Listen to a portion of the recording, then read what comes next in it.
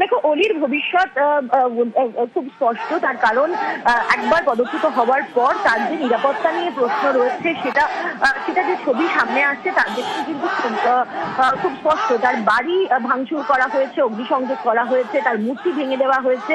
অর্থাৎ তার প্রতি যে নেপালবাসীর একটা প্রবল ক্ষোভ রয়েছে এবং বিশেষত জেনজির যে প্রবল ক্ষোভ রয়েছে সেটা কিন্তু স্পষ্ট হয়ে গিয়েছে। ফলে এই মুহূর্তে দাঁড়িয়ে নেপালে প্রাক্তন প্রধানমন্ত্রী অলির থাকার সম্ভাবনা খুবই কম এবং তার ক্ষেত্রে বেশ কিছু ঝুঁকিও রয়েছে প্রাক্তন প্রধানমন্ত্রীর সেখানে থাকার ব্যাপারে।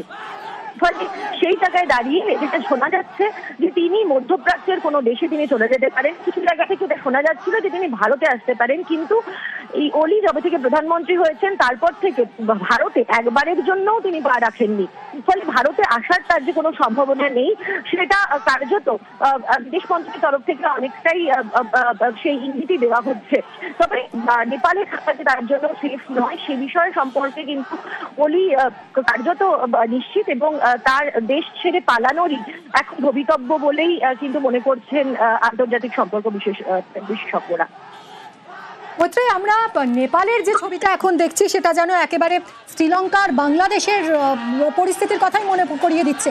প্রতিবেশী দেশে যে এই অস্থিরতা, এই ভারতে কি এর কোনো প্রভাব পড়তে পারে? কোনো সম্ভাবনা আছে প্রত্যক্ষ বা পরোক্ষভাবে? দেখো, ভারতের প্রত্যক্ষ প্রভাব পড়ার সম্ভাবনা কম থাকলেও পরোক্ষ প্রভাব অবশ্যই পড়বে। তার কারণ পড়শি দেশ নেপালের সঙ্গে ভারত একটি পোরাস বর্ডার শেয়ার করে এবং যার দৈর্ঘ্য 1750 কিলোমিটার। ফলে একাধিক রাজ্যের সঙ্গে এই পোরাস বর্ডার যুক্ত রয়েছে। ফলে সেখানে যখন অস্থিরতা তৈরি হয়, অর্থাৎ এরকম ধরনের কোনো সীমান্ত লাগোয়া কোনো দেশে যখন অস্থিরতা তৈরি হয় পড়শি দেশে, তখন অবশ্যই পাশের দেশে তার আঁচ এসে পড়ে।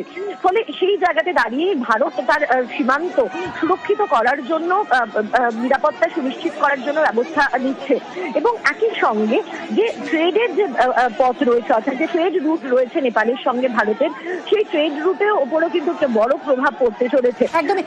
আরো একটা বিষয়, এই অলি সরকার যার চীনের প্রভাব রয়েছে যে সরকারের ওপর, এবং এর আগে আমরা দেখেছি নেপালের সঙ্গে একটা সময় ভারতের অত্যন্ত বন্ধুত্বপূর্ণ একটা সম্পর্ক ছিল এবং ভারত নেপাল সীমান্তের কাঁটাতারের বেড়া নেই, পাসপোর্ট ভিসা লাগে না এক দেশ থেকে আরেক দেশে যেতে হলে।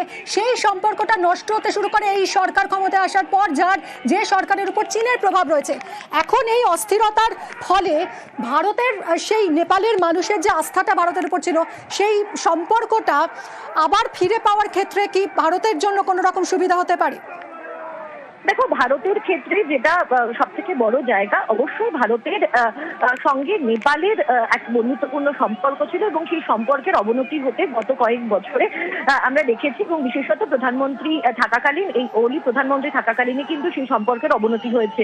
শুধু সেটাই নয়, সাম্প্রতিককালে তোমার মনে থাকবে যখন এসসিও সামিটে প্রধানমন্ত্রী গেছিলেন তখন জি জিনপিংকে একটি চিঠি লিখেছিলেন অলি, যেখানে ট্রেড রুট নিয়ে তার আপত্তি জানিয়ে এবং ভারতকে যাতে কোনোভাবেই ভারতের সাথে বন্ধুত্ব চায়না না করে সে বিষয়ে কিন্তু তিনি চিঠি লিখে জানিয়েছিলেন।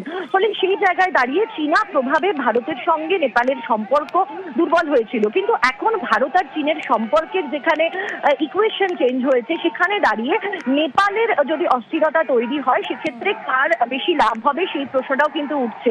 এখানে কিছু কিছু যে গোটা প্যাটার্ন দেখা যাচ্ছে সেখানে অন্য কোনো দেশের হাত এই গোটা পরিস্থিতি তৈরির পিছনে রয়েছে কিনা সেই প্রশ্নও কিন্তু উঠছে, যার ফলে আন্তর্জাতিক ক্ষেত্রে তুমি যদি দেখো যে নেপাল যে জায়গায় রয়েছে, যদি নেপাল ডিস্টার্ব হয়ে যায় তাহলে দুই পড়শি দেশ অর্থাৎ ভারত এবং চীন তাদের উপরে কিন্তু প্রভাব পড়বে এবং সাম্প্রতিককালে ভারত এবং চীনকে কাছে আসতে দেখা গিয়েছে। ফলে সেই জায়গায় দাঁড়িয়ে যদি নেপাল অশান্ত হয়ে যায় তাহলে সব থেকে বেশি প্রভাবিত হওয়ার যে আশঙ্কা রয়েছে সেটা কিন্তু ভারত এবং চীনের রয়েছে। ফলে সেই প্রভাবিত হলে কাদের সুবিধা হতে পারে সেই বিষয়টা কিন্তু ভেবে দেখার মতো এবং সেই ইঙ্গিতই কিন্তু ভারতের যারা কূটনীতিকরা রয়েছেন তাদের তরফ থেকে শোনা যাচ্ছে। তবে একই সঙ্গে ভারত চেষ্টা করবে যে নতুন সরকার যখন আসবে তার সঙ্গেও সম্পর্ক অর্থাৎ সুসম্পর্ক গড়ে তোলার, যাতে পড়শি দেশের সঙ্গে সুসম্পর্ক থাকে এবং যেহেতু তার পাশের যে দেশ অর্থাৎ চীনের সঙ্গেও ভারতের সম্পর্ক ধীরে ধীরে উন্নতি হচ্ছে, সেখানে দাঁড়িয়ে নেপালের সঙ্গে ভারতের সম্পর্ক উন্নতি হলে অবশ্যই ভারতের জন্য কিন্তু এটা ভবিষ্যতের ক্ষেত্রে লাভ হবে। তবে এই মুহূর্তে দাঁড়িয়ে দাঁড়িয়ে বিদেশ মন্ত্রকের তরফ থেকে গোটা পরিস্থিতির ওপর কড়া নজর রাখা হচ্ছে এবং তারা বোঝার চেষ্টা করছেন যে এই পরিস্থিতি কোন দিকে টার্ন করবে। একদমই, অনেক ধন্যবাদ মৈত্রী।